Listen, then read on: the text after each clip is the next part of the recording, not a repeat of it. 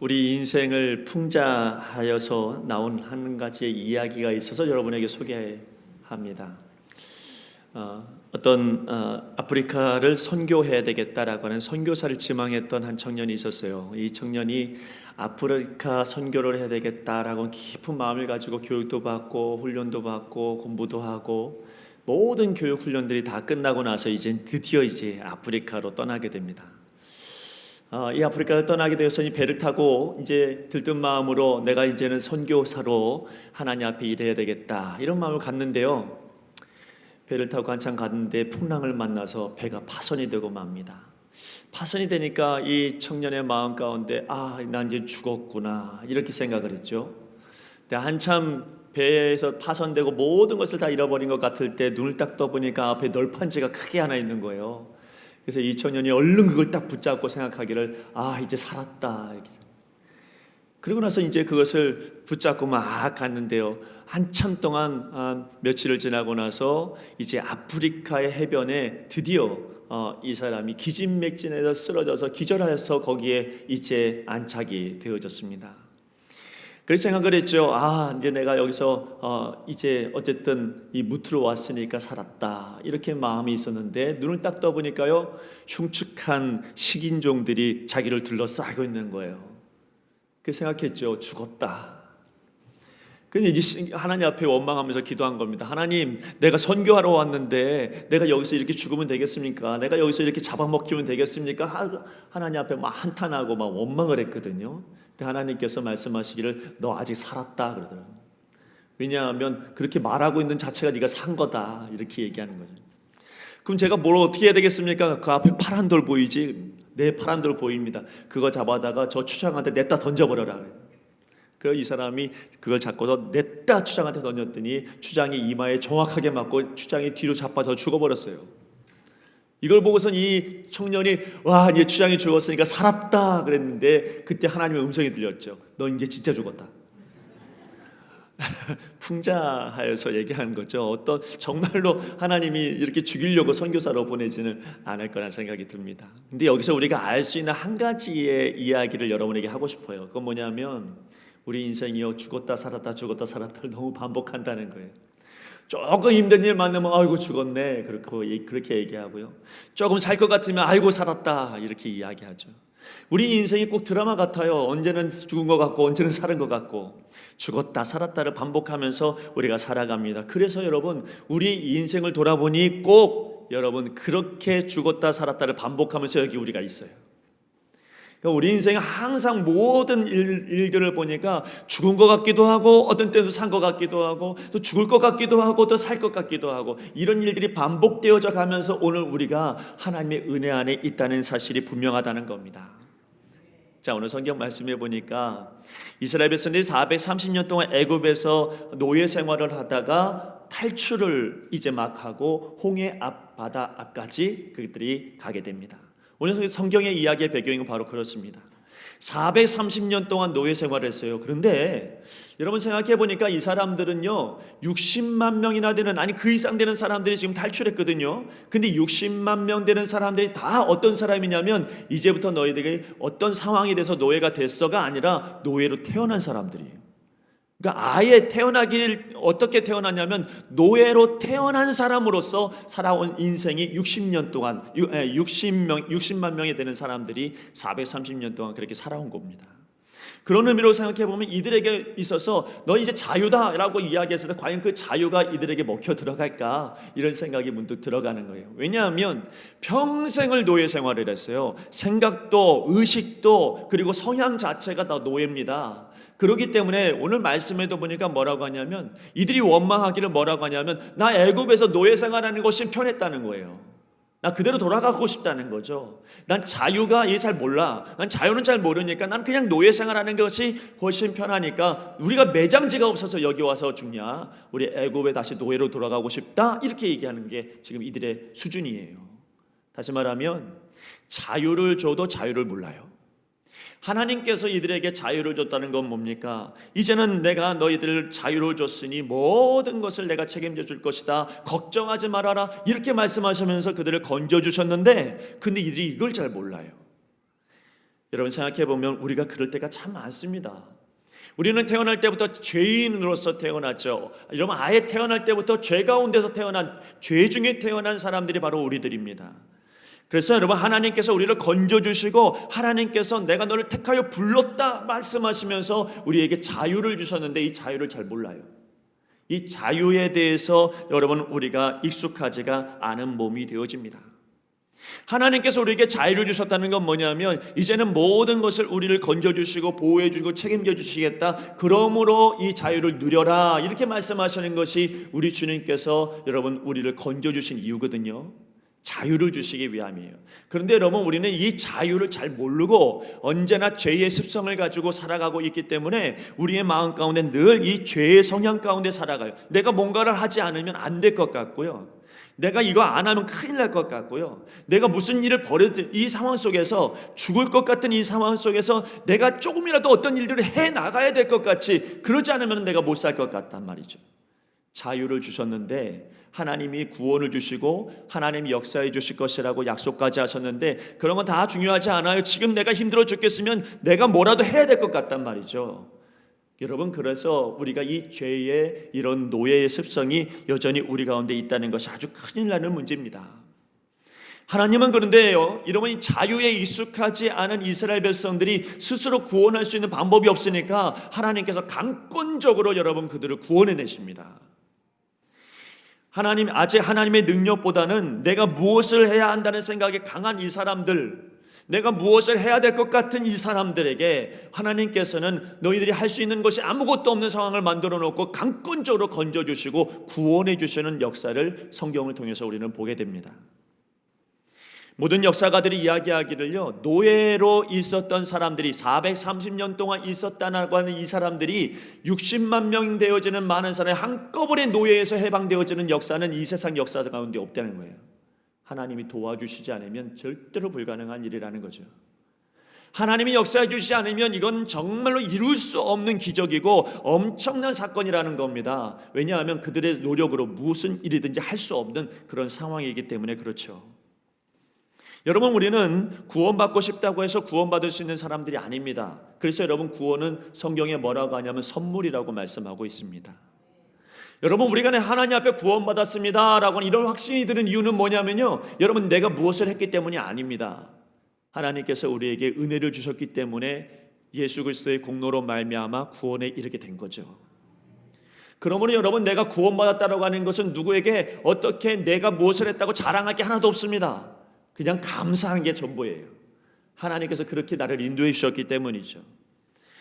여러분 그런데 문제는 뭐냐면 항상 우리는 죄 가운데서 벗어날 길이 없어요. 제가 참회 기도를 늘 할 때마다 생각하는 건데, 여러분 참회 기도 매주마다 어떤 때는 똑같이 참회 기도를 할 때도 있어요. 그 똑같이 하는 것 가운데 뭐냐면 이 죄에서 벗어날 길이 없는 거예요. 똑같은 죄 가운데서 우리가 살아가고 일주일 동안 와도 여전히 지난주에 지었던 죄가 여전히 똑같고요. 그래서 하나님 앞에 참회할 때마다 참 하나님, 죄 중에 우리는 살아갑니다, 이렇게 고백할 수밖에 없거든요. 그리고 이 죄 중에 있는 우리들이 내가 스스로 어떻게 구원받을까, 어떻게 하면 살아날 수 있을까, 안 되더라고요. 여전히 나는 그 다음 주에 되면 또 참회 기도를 해야 되더라고요. 그런데도 불구하고 우리 하나님께서 우리를 건져주셨기 때문에, 구원해 주셨기 때문에 우리가 하나님 앞에 구원의 백성이 될 수 있었다는 사실입니다. 은혜는요, 그래서 하나님이 주도적으로 역사해 주셔야 은혜를 받는 거예요. 그래서 여러분 오늘 이 자리에 앉아있고 예배 드리는 것이 그냥 있는 게 아닙니다. 하나님께서 여러분에게 은혜 주시니까 이 자리에 앉아 있는 거죠. 은혜 주시니까 말씀이 들려지는 거고, 은혜 되어지니까 여러분 하나님 앞에 감사가 되는 거예요. 여러분 우리는 하나님께서 이렇게 자유에 익숙하지 않은 사람들에게 주도적으로 은혜를 베푸신 다음에 하는 것은 뭐냐면 하나님의 능력을 보여주시는 거예요. 그래야 되지 않겠습니까? 이들이 자유를 잘 몰라요. 하나님 안에서 자유를 몰라요. 하나님께서 은혜 주시는 걸 잘 몰라요. 어떻게 자유를 누려야 될지 몰라요. 그렇기 때문에 하나님께서 이들에게 보여주신 건 뭐냐면, 내가 이만한 능력이 있으니 그 안에서 이제는 좀 쉬어라. 내가 이만한 대단한 능력이 있으니 그만큼 자유해져라, 이렇게 말씀하고 계시는 거예요. 그래서 그들에게 10가지 재앙도 보여주시고 오늘 홍해도 보여주시는 겁니다. 여러분 우리에게 오는 여러 가지 사건들이 있을 겁니다. 어떤 때는 일주일 동안 좋은 사건도 있었을 거고, 어떤 때는 굉장히 안 좋은 사건이 우리 가운데 있을 수도 있죠. 여러분, 좋은 사건이든 좋지 않은 사건이든 분명하고 확실한 한 가지 사건은 한 가지는 뭐냐면, 우리를 옛 이스라엘 백성들처럼 그렇게 하나님께서 눈동자처럼 지켜주셔서 우리가 여기 있다는 겁니다. 여러분, 우리는 어떻게 노력해도 안 되지만 하나님께서는 그럼에도 불구하고 우리가 좋은 일이든 나쁜 일이든 다 하나님의 은혜 가운데 다 품어주셔서 우리가 건강한 모습으로 하나님께로 나올 수 있게 되었다는 사실이죠. 모든 사건은요, 하나님의 손에서 벗어나는 게 한 가지도 없습니다. 좋은 일이든 즐거운 일이든 슬픈 일이든 괴로운 일이든 감사한 일이든 행복한 일이든 다 하나님의 섭리 안에 있어요. 그 섭리 안에 하나님의 손 안에 있기 때문에 여러분, 우리는 생각해야 됩니다. 이게 하나님의 손에 있다면 그러면 이건 우리에겐 축복이지. 하나님의 섭리 안에 있다면 이건 다 하나님 앞에 감사한 일이지. 하나님께서 날 사랑하시는 것이기 때문에 이것 또한 우리는 받아들일 수 있는 믿음이 필요한 겁니다. 심지어 우리를 심판하시는 그 심판도요, 하나님의 사랑 안에서 심판하시는 거예요. 내가 죄를 많이 졌고 내가 하나님 앞에 부족한 게 너무 많은데요, 하나님 그냥 내버려두면 우리 포기한 거예요. 그런데 여러분, 우리에게 때로는 고난도 주시고 때로는 어려움을 주시는 이유는 뭐냐면 사랑하니까요. 여러분, 우리를 사랑하시고 우리를 품어주시고 우리에게 은혜 주시기를 원하시니까 때로는 심판도 주시는 겁니다. 이런 의미로 따져보면 우리 중에 여러분, 하나님의 은혜 안 받은 사람이 누가 있어요? 모두 다 하나님의 은혜 가운데 있는 것입니다. 이스라엘 백성들에게 하나님께서는 하나님의 능력이 어떻게 역사하시는가를 그들에게 계속 보여주세요. 10가지 재앙이 있을 때에 여러분, 이 10가지 재앙 가운데 구원받은 역사를 그들에게 보여주십니다. 애굽 사람들이 어떻게 망하는지, 애굽 사람들이 어떻게 심판받고 있는지를 보여주시면서 여러분, 이스라엘 백성들이 느꼈던 건 역시 우리 하나님은 대단하신 하나님이구나. 여러분, 10가지 재앙을 만나면서 그들의 생각은 어땠을 것 같아요? 야, 우리 죽었다, 우리도 죽는 거 아니야? 이렇게 생각했을 거예요. 그런데 여러분, 그 10가지 재앙은 그들에게 죽음을 주신 게 아니라 오히려 구원을 주셨다는 거예요. 처음에 모세를 만날 때에, 모세가 맨 처음에 이스라엘 백성들한테 왔을 때 여러분, 어떤 환경이었습니까? 모세를 보고 나서 바로가 일을 더 시켰어요. 그걸 느끼면서 이 이스라엘 백성들이 생각했던 건 뭐냐면, 야, 우리 죽었다, 저 모세 때문에 우리 죽었네, 이렇게 생각했을 거예요. 근데 여러분, 지나고 나보니까 그 모세 때문에 살아요. 여러분, 우리 인생들이 꼭 이렇게 여러분, 재앙이 있는 것 같고 심판이 있는 것 같고 어려움 가운데 있는 것처럼 보이지만, 그럼에도 불구하고 우리 하나님께서 우리를 건져주시고 은혜 주시는 것을 기억하면 여러분, 모든 것은 하나님의 역사인 것이 증거되어지는 거예요. 그런데 여기 또 하나 전혀 예상하지 못한 재앙이 그들 앞에 있었습니다. 홍해죠. 우리가 잘 알고 있는 말씀입니다. 홍해라고 하는 것은 이들이 상상하지도 못했던 일입니다. 왜냐하면 가나안 땅이라고 하는 곳을 이제 갈 건데, 가려면 저 북으로 올라갔다가 동쪽으로 가면 육로로 충분히 가거든요. 40일이면 충분히 갈 수 있는 곳이에요. 그런데 하나님께서 계속 동쪽으로 가게 하더니 홍해를 만나게 하셨어요. 여러분, 하나님 따라갔더니, 하나님을 따라서 내가 나왔더니 살 것 같았는데 오히려 죽은 길로 하나님께서 몰고 가는 것 같을 때가 있어요. 모세를 따라갔더니 내가 살 것처럼 느껴졌는데 막상 모세 쫓아가다 보니까 죽을 길로 따라온 것 같아요. 그러나 여러분, 성경에 14장 1절부터 말씀을 쭉 읽다가 보면 이렇게 한 이유가 있더라고요. 하나님께서 이들을 홍해길로 인도한 거, 북으로 갔다가 동쪽으로 간 게 아니라 계속 동쪽으로 가서 홍해를 만나게 하신 데는 분명한 이유가 있었는데, 그게 뭐냐면 하나님의 능력을 그들을 체험하게 하시려고. 여러분, 그들이 하나님 안에서 자유를 잘 모르니까 하나님이 얼마나 대단한 능력이 있으시면 그 능력을 보면 내가 자유로울 텐데 그 능력을 믿음이 없으니까 자유롭지가 못한 거예요. 그래서 하나님께서 이 홍해길로 인도하심으로 하나님의 대단한 능력을 그들에게 보여주시기 위함이었습니다. 이걸 알면 자유해질 거니까. 여러분, 그렇지 않습니까? 우리가 좀 어려운 일 만나고 힘든 일 만났는데 하나님이 기적 같은 역사를 우리 가운데 역사해 주셔서 잘 건져지고 하나님께서 은혜를 구원해 주셨다고 한다면, 그러면 여러분, 나와 함께 하시는 하나님 자유해지는 거예요. 그때부터 믿어지니까요. 자, 여러분, 그런 뜻만 있는 게 아니라 우리 하나님께서 이렇게 하시는 이유 중에 하나는 뭐냐면, 홍해를 건너가고 다시 돌아오지 말라고 우리 하나님께서 홍해길로 인도해 주신 거예요. 그러니까 홍해를 건너서 가나안 땅으로 가게 되어지고 마음이 돌이켜서 애굽으로 갈래 그랬을 때 홍해가 딱 막고 있으니까 못 간다는 거예요. 하나님께서 그렇게 뒤를 돌아보지 말라고 그들을 인도해 주신 겁니다. 거듭난 사람이 어떤 사람이냐라고 하는 그런 우리가 판단하기가 쉽지가 않습니다. 다 자기가 거듭났다고 얘기하고 다 자기가 천국 간다고 얘기하거든요. 근데 우리가 기억해야 될 것은 분명한 한 가지가 있어요. 거듭난 사람은 이 하나님을 떠나지 않아요. 거듭난 사람은 예수님을 떠나지 않습니다. 내가 오늘 예수님 믿고 거듭났습니다. 나 지금 중생했습니다. 나 하나님 나라 갈 수 있습니다. 아무리 떠들어도요, 상처받고 어려움 당하고 힘들면 교회 떠나고요, 여러분 예수님도 떠나고 그렇게 살아가는 사람들이 많습니다. 그러면 그 말은 거짓이에요.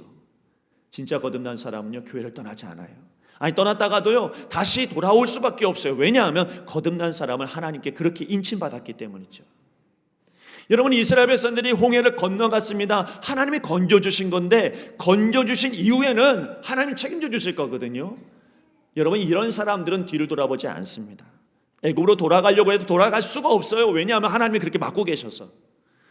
자, 여러분, 지금 이스라엘 백성들은 그런 하나님의 사랑과 하나님의 은혜를 기억하고 하나님의 의미들을 전혀 알지 못하고요, 지금 현실만 봅니다.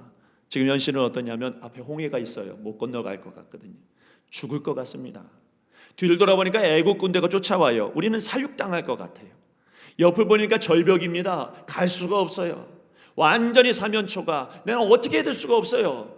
내가 무엇인가를 해야지 건진받을 수 있을 것 같고, 내가 무엇인가를 이 상황 속에서 극복해 나가야 될 것 같고, 내가 뭐라도 해야 될 것 같은데 그럴 수 있는 시간도 없고 그럴 수 있는 상황도 아니고 그럴 수 있는 능력도 없어요. 하나님께서 이렇게 궁지로 몰아넣으셔요. 그리고 나서 우리 하나님께서 보여주시죠. 너희들이 할 수 있는 것이 아무것도 없지만 이제는 내가 하는 능력을 보라는 거예요. 그것이 여러분 우리의 인생 가운데 역사하시는 우리 하나님의 사랑입니다. 원망하는 말이 뭡니까? 애굽에 매장지가 없어서 우리를 이리로 데려다가 여기서 죽게 하느냐, 이거거든요.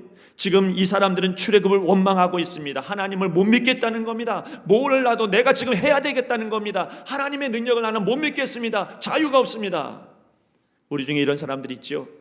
교회에 다니지 않았다면 난 이런 어려운 일 당하지 않았을 텐데, 나 예수님 믿지 않았다면 나는 그냥 평상시처럼 그렇게 살았을 텐데, 나 하나님 믿지 않았다면 나는 그냥 원래대로 살았을 텐데, 내가 왜 예수님 믿고 왜 하나님 믿고 내가 왜 교회 다녀서 내가 하고 싶은 일 다 못하게 만들까? 왜 옛날에는 그게 꺼리낌이 전혀 없었는데 내가 왜 예수님 믿어서 그게 자꾸 꺼리낌이 생기는 걸까? 그러면서 오히려 좋은 것이 아니라 오히려 원망하는 사람들이 많습니다. 그런데요, 그런 마음이 왜 생기는 줄 아십니까? 평상시에는 그런 마음 안 생기는데 언제 그런 마음, 원망하는 마음이 생기냐면요, 은혜를 잃어버릴 때, 은혜를 망각할 때 자꾸 잊어버려요. 애굽에서 역력하게 경험했던 10가지 재앙을 통해서 하나님께서 어떻게 이들에게 구원의 역사를 이루어 주셨는지, 그 엄청난 일들을 일어났는데 다 잊어버렸어요. 그러니까 한다는 소리는 애굽으로 돌아가겠다는 거예요. 여러분, 또 한 가지 이유가 있습니다. 여러분, 우리가 가야 할 곳을 잃어버려서 그렇습니다. 하나님께서 분명히 가나안을 약속했잖아요. 가나안을 약속했는데 현실이 좀 어렵다고 미래를 부정합니다. 현실이 고달프다고 해서 앞에 있는 세계를 망각하는 거죠. 자, 여러분, 저와 여러분에게 하나님께서 약속하신 것이 분명히 한 가지 있어요. 천국입니다. 우리는 그 천국의 약속을 누구라도 예수 그리스도를 믿음으로 말미암아 반드시 얻게 되어지는 거죠. 그 천국을 향해서 우리도 오늘을 또 걸어가고 또 전진해 가는 거거든요. 근데 여러분, 우리가 원망하고 불평하는 이유는 뭐냐면 그거 잠깐 잊어버리고 우리 현실만 보기 때문이죠. 아니, 생각해 보세요. 일주일 동안 여러분의 지난 시간들을 돌이켜 보십시오. 얼마나 천국을 생각하고 얼마나 하나님의 나라를 생각하고 얼마나 하나님을 깊이 생각합니까? 그냥 내가 오늘 살아가는 게 힘들고 지겨울고 어려우니까 아유 죽겠네, 그러면서 일주일을 보내지 않았습니까? 조금 힘들고 어려운 현실을 만나면 아우 내가 죽게 생겼네. 여러분, 물질의 어려움을 만나면 아우 내가 죽게 생겼네. 건강이 조금 아프면 아우 내가 이제 죽겠네. 여러분, 이 죽겠다는 말을 우리가 얼마나 많이 하고 일주일 동안 살았을 거예요. 그런데 여러분, 우리에겐 천국이 있고 약속이 있음을 기억하면 할수록 그건 아무것도 아니에요. 여러분, 우리는 나아갈 수 있습니다. 또 하나, 여러분, 우리가 원망하는 이유 중에 오늘 말씀 가운데 핵심 중에 핵심은 뭐냐면요, 하나님이 지금까지 내게 역사하셨던 모든 것들이 하나님의 사랑 안에 이루어지고 있다는 것을 잊어버리면 여러분, 그때는 자유가 없어져요. 아, 이것도 사랑이요, 저것도 사랑이요. 하나님께서 날 사랑해서 이렇게 하시는 거구나. 하나님이 나를 아껴서 이렇게 하시는 거구나. 이렇게 마음 먹으면 마음이 자유롭고 평안해지거든요. 아, 그런데 이게 하나님의 역사, 하나님의 사랑은 다 잊어버리면, 하나님의 의미를 다 놓쳐버리면, 그러면 현실 속에서 너무 괴로운 거예요. 이런 사람들은 원망할 수밖에 없고 불평할 수밖에 없죠. 그래서 하나님께서 오늘 우리에게 주시는 메시지가 뭔 줄 아십니까? 가만히 있어서 여호와의 구원을 보라는 거예요. 가만히 있어서 구원을 보라는 거예요. 가만히 있으라는 거예요. 우리는 꼭 죽을 것 같은 시간을 맞이할 때가 있습니다. 꼼짝없이 죽었다, 그렇게 생각하는 그런 시간이 있어요. 내가 뭐라도 해야 될 것 같고, 그럴 힘도 없으면서, 그런 시간도 없으면서, 그런 능력도 없으면서, 그냥 여러분 뭐라도 해야지 내가 이 상황을 극복할 것 같고, 어려움 속에서 건져질 것 같고, 그래야지 조금 마음이 좀 놓여질 것 같죠. 그러나 여러분, 그래서 우리 가운데 심각한 염려와 불안이 오지만, 여러분, 그럼에도 불구하고 이 죽음 같은 시간 속에서 하나님께서 우리를 어떻게 인도해 주시는지를 경험하는 여러분 되시길 바랍니다. 하나님께서 바로 그 순간에 우리에게 하시는 말씀은 뭐냐면, 너무 두려워하지 말아라. 너희는 너무 두려워하지 말아라. 가만히 서서 여호와께서 오늘 너희를 위하여 행하시는 것을, 구원을 보라. 이렇게 말씀하고 계십니다.